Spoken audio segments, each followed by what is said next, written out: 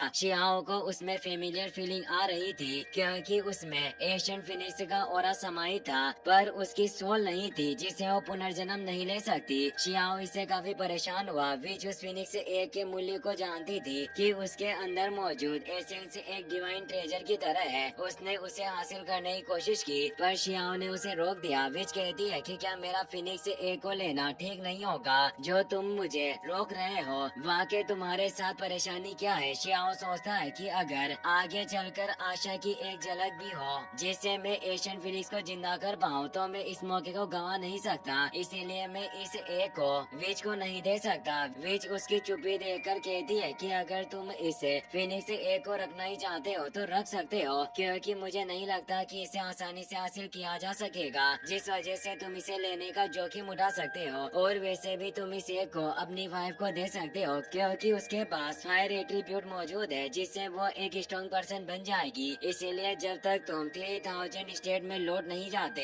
पूरे वक्त तुम इसे साथ रखना और प्रैक्टिस करना, जिससे इस संडे और लिंगर दोनों के लिए ये काफी फायदेमंद होगा। शियाओ भी सोचता है कि लिंगर भी फिनिक्स की प्रैक्टिस करती है और उसमें फायर एट्रीब्यूट है, इसीलिए इमोर्टल एक बिल्कुल लिंगर के चार्म के अनुरूप ही है। पर दुर्भाग्य से मेरी यात्रा तियाशियन एकेडमी के लिए है, इसीलिए मैं अभी उसे अंडा नहीं दे पाऊंगा, पर इसे संभाल कर अपने पास रखूंगा। और उसे अपने हाथ में ले लेता है। पर अब वहाँ की वो पूरी रहस्यमय गुफा देने लगती है और उस इमोर्टल एग से एनर्जी रिलीज हुई जिससे अब वो टेलीपोर्ट होकर वापस बाहर उस फिनिक्स माउंटेन पर आ गए थे जहाँ आने के लिए वो 1 महीने से कोशिश कर रहे थे। इससे भी हैरान हुई कहती है कि हम इतने दिनों तक एशियन सिटी में फंसे रहे, क्या ये फिनिक्स एक पहले से ही चाहता था कि तुम इसे हासिल करो, पर इसने आखिर तुम्हें क्यों चुना होगा? शियाओ सोचता है कि उस मेग्मा से उभरी हुई उन बिस्टी की लाशों पर उसने अपनी कुनपिंग टेक्निक से अटैक किया था जिससे उन्होंने उसे पहचान लिया होगा और उसे भी उस वक्त एशियन फिनिक्स एक का विजन आया था। इसीलिए वो सोचता है कि एकमात्र यही कारण हो सकता है कि मैंने एशियन फेरीलैंड के उस जीवन का अनुभव किया। फिनिक्स गर्ल और उसके साथियों ने कई महीने सपने में गुजारे जिससे मैं उनके साथ जुड़ गया और इस एक ने मुझे चुना होगा। शियाओ को अपने इमोर्टल दोस्तों की काफी याद आ रही थी। वो सोचता है कि मुझे उम्मीद है कि किसी दिन हम वापस जरूर मिल जाएंगे। अब वो दोनों वहाँ से निकल जाते हैं। उन्हें चलते हुए 3 महीने गुजर गए थे पर अभी तक वो एशियन सिटी में नहीं पहुँचे होते। विच परेशान हो गई थी। वो शियाओ से कहती है कि मैं शर्त लगा सकती हूँ कि तियाशियन एकेडमी के थर्ड एल्डर ने हमें धोखा दिया क्योंकि हम महीनों से चल रहे हैं पर उसे एशियन सिटी का कोई निशान नहीं मिला। पर तभी शियाओ आगे बढ़ता है और उसके अंदर मौजूद ब्लड से अजीब सा एहसास होता है। ऐसा लग रहा था जैसे उसकी बॉडी में मौजूद ब्लड उस एशियन सिटी के साथ रेजोनेट कर रहा हो। वो ब्लड ड्रॉप बाहर आती है और उस ब्लड का मोमेंटम बिल्कुल हेवन एम्परर की तरह था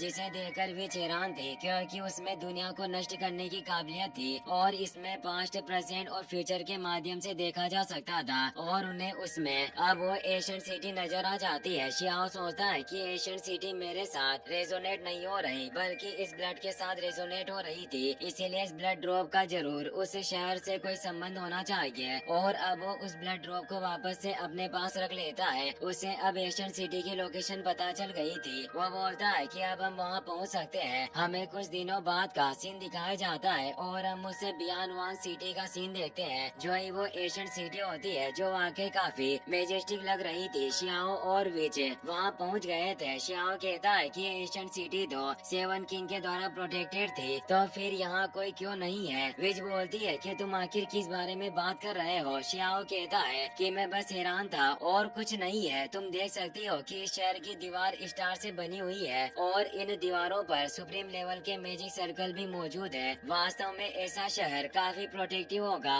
और इस शहर के दूसरी तरफ मौजूद दुश्मन अंदर नहीं आ सकते, जिस वजह से इस सिटी के अंदर बहुत ही कम लोग प्रवेश कर पाए जिन्होंने पहले अलायंस बनाया था। मुझे लग रहा था कि यहाँ पहले से ही लोग पहुँच गए होंगे पर यहाँ इतनी चुप्पी क्यों है? तभी विच बड़े ही प्यार से कहती है कि क्या यहाँ कोई है या फिर हम ही हैं जो पहले यहाँ पहुँचे हैं? शियाओ कहता है कि तुम इस मधुर आवाज से क्या उन देवताओं को बहलाने की कोशिश कर रही हो जो अंदर सोए हुए होंगे? तुम्हारी इस डरावनी आवाज से ओल्ड वार एम्परर भी कहीं कब्र से बाहर ना आ जाए। विच कहती है कि तुम इतनी बकवास बातें क्यों कर रहे हो? अगर वो बाहर भी आ गए तो तुम उन्हें नमस्ते कहना। वैसे भी इस जगह पर पहुंचना इतना आसान नहीं था और उस पूरी सिटी में जिसे तुम लास्ट डेस्टिनेशन समझ रहे थे, उस वक्त अगर मैं तुम्हारा मार्गदर्शन नहीं करती तो तुम कभी भी यहाँ नहीं पहुँच पाते। शियाओ उसकी बातों पर ध्यान नहीं देता और बताता है कि यहाँ पास में ही कई सारे स्मॉल टाउन मौजूद है, चलो चलते हैं और उन पर एक नजर मारते हैं। अब हमें पास ही बने हुए एक टाउन को दिखाया जाता है जहाँ पहले से ही कई सारे पेटिशनर पहुँच गए थे और ये एक तरह की डी-जुआन टेलीपोर्टेशन सारणी होती है जिस पर वो खड़े हुए थे। शियाओ भी बीच के साथ अब वहाँ जाता है। वहाँ पर कई सारे जीनियस मौजूद थे। निंगचुआन और 10 क्राउन चैंपियन पहले से ही वहाँ पहुँच गए थे। वहाँ शियाओ के दोस्त भी मौजूद थे जिसने काओ युशेंग, चांग गोंगयान और ड्रैगन प्रिंसेस भी होती है। वो सभी शियाओ को देखकर खुश होते हैं और उसके पास आने लगते हैं। शियाओ काओ युशेंग से कहता है कि तुम मुझे पूरे रास्ते नहीं मिले और अब हंस रहे हो। मुझे पूरे रास्ते तुम्हारी काफी फिक्र हो रही थी। तभी एक प्रेटिशनर भी से बोलता है कि जूनियर सिस्टर, तुम्हें उस विरासत का एक हिस्सा मिला है। विच रुक जाती है और अब वहाँ पर फेरी उचन भी आ जाती है जो ये देखकर हैरान होती है कि शियाओ को काफी स्ट्रॉन्ग समर्थक मिला है क्योंकि विच के पावर काफी महान थे, इसीलिए फेरी उचन के लिए यह वाकई परेशानी की बात थी। शियाओ भी सोच रहा था कि इस विच के हाथ एक विरासत लगी, पर इस लड़की ने वाकई कई सारे हिडन सीक्रेट छिपाए हुए थे। तभी काओ युशेंग शियाओ के पास आकर बताता है कि यह लड़का एक निर्वासित इमोर्टल है जिसे जीतयान सेक्ट का मेंबर बनने का विशेष अधिकार प्राप्त है। शियाओ कहता है कि मुझे लग रहा है कि यह किसी अन्य विरासत के बारे में बात कर रहा है। अब वहाँ हम तियानशेन एकेडमी के लिन तियान को भी देखते हैं जिसे शियाओ ने पीटा था, इसीलिए वो अपने बिग ब्रदर को बताता है कि यह लड़का वही हुआंग है जिसने मुझे चोट पहुंचाई थी। इसीलिए वो अपने सभी साथियों के साथ शियाओ की तरफ बढ़ रहा था। उसका नाम होंग्यू होता है जो गोड रियल्म में था। वो विच को इम्प्रेस करना चाहता था, इसीलिए वो कहता है कि फेरी आप मेरे साथ क्यों नहीं चलती जो आपको 9-11-10 वर्ल्ड की यात्रा करवाऊंगा। मैंने वुलिंटियन के 10 लेवल की कल्टिवेशन की है, फिर भी आपने इस वांग जैसे को अपने साथ क्यों किया हुआ है। विच कहती है कि मैं 9-11-10 अर्थ पर तुम्हारे साथ यात्रा करना चाहती हूँ, पर ये शियाओ ऐसा होने नहीं देगा। शियाओ कहता है कि बेशक मैं सहमति दे सकता हूँ अगर मैं भी तुम्हारे साथ चलूं। होंग्यू कहता है कि मैंने सुना है कि वांग तुमने लिंग तियान को घायल कर दिया था और तुम्हारे काफी सारे दुश्मन है, इसीलिए मैं तुम्हें अपने साथ आने नहीं दे सकता। शियाओ बोलता है कि मैंने लिन तियान को हराया, इसीलिए मैं तुम्हें भी हरा सकता हूँ। लिन तियान कहता है कि तुम्हारे अंदर का अहंकार बोल रहा है, तुमने थर्ड एल्डर का शिष्य बनने से भी इनकार कर दिया। शियाओ कहता है कि तुम खुद को बहुत ही ऊंचा समझते हो और लोगों के बीच रोब जमाना चाहते हो, पर मैं तुम्हारे जैसा इंसान नहीं हूँ। होंग्यू कहता है कि तुम मेरा मजाक बनाना चाहते हो, पर तुम्हारे पास ऐसी योग्यताएं नहीं। शियाओ कहता है कि तुम कौन होते हो मुझे मेरी औकात दिखाने वाले। अगर तुम मुझसे लड़ना चाहते हो तो आओ, मैं तुमसे लड़ने के लिए तैयार हूँ। और वो अपने पैर को जमीन पर मारकर ओरा को फैलाता है। लोग बातें करते हैं कि वांग होंग फैमिली के यंग मास्टर को चुनौती दे रहा है, जबकि होंग फैमिली वेपन रिफाइनर्स है। होंग यू गुस्से में बोलता है कि तुम्हारी मुझसे इस तरह से बात करने की हिम्मत कैसे हुई। आज मैं तुम्हें अपनी पावर का एहसास करवाऊंगा। और वो अपने स्पीयर को बाहर निकाल कर शियाओ पर अटैक करने आता है। शियाओ कहता है कि मेरा सिर्फ एक ही लक्ष्य है, मैं सिर्फ अपने कल्टिवेशन में सुधार करने के लिए इस तियानशेन एकेडमी में शामिल हो रहा हूँ, पर ऐसा लगता है कि मुझे कुछ लोगों को उनकी औकात दिखानी होगी, वरना तियानशेन एकेडमी के कुछ लोग मुझे बुली करने की कोशिश करते रहेंगे। और वो अपने फिंगर से ही उसके अटैक को रोक लेता है और उस पर अटैक करने लगा,